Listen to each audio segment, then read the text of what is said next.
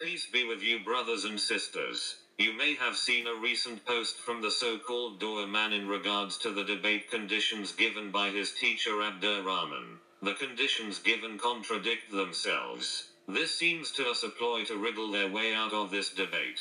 Sheikh Asra has said he will go to London on Saturday and discuss the conditions face to face and has nowhere made the suggestion he will not debate.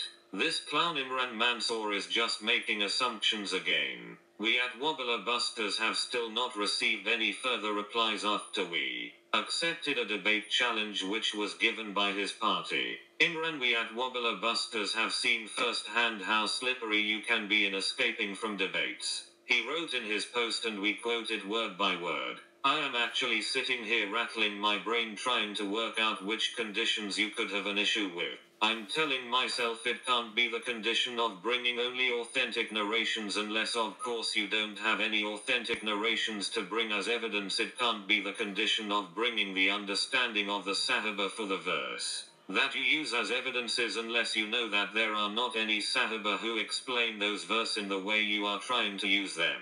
It can't be the condition of defining the words Tawasul and Istigatha unless of course you intend to play around with the definitions of these words." End quote. It would seem this spastic has much harder time than average awam, so we will help him out a little. Condition number 13, in which you say both debaters can bring evidence from Quran Hadith and the consensus of the Ummah. Consensus of the Ummah meaning the ijma of the scholars from the Salaf to the Caliph. Yet you go on further in the same contract in condition number 19. The second scholar, namely Sheikh Asra, is not permitted to bring the quotes and sayings of the scholars as evidences, as al-Hadith do not consider the statements of scholars to be evidence. Condition number 24 is also of interest, in which you ask both debaters should produce their principles of accepting or rejecting a scholar, in effect trying to create a loophole to run from the debate.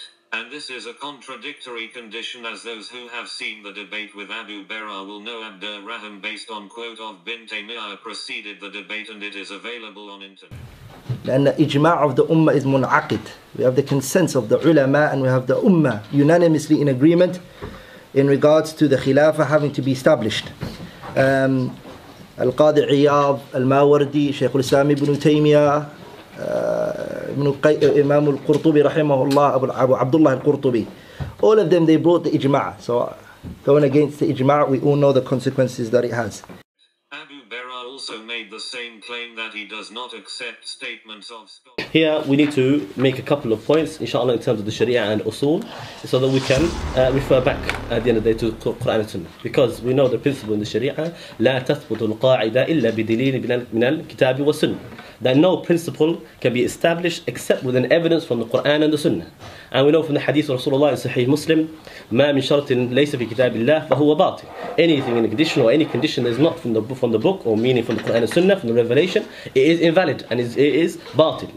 And we know as well how the text, we stop at the text, we do not add to it or subtract from it. And anything that was not from the deen in the time of the Sahaba cannot be in the deen, from the deen later on in times today. However many scholars may repeat it or say something, it cannot be unless it was in the time of the Sahaba.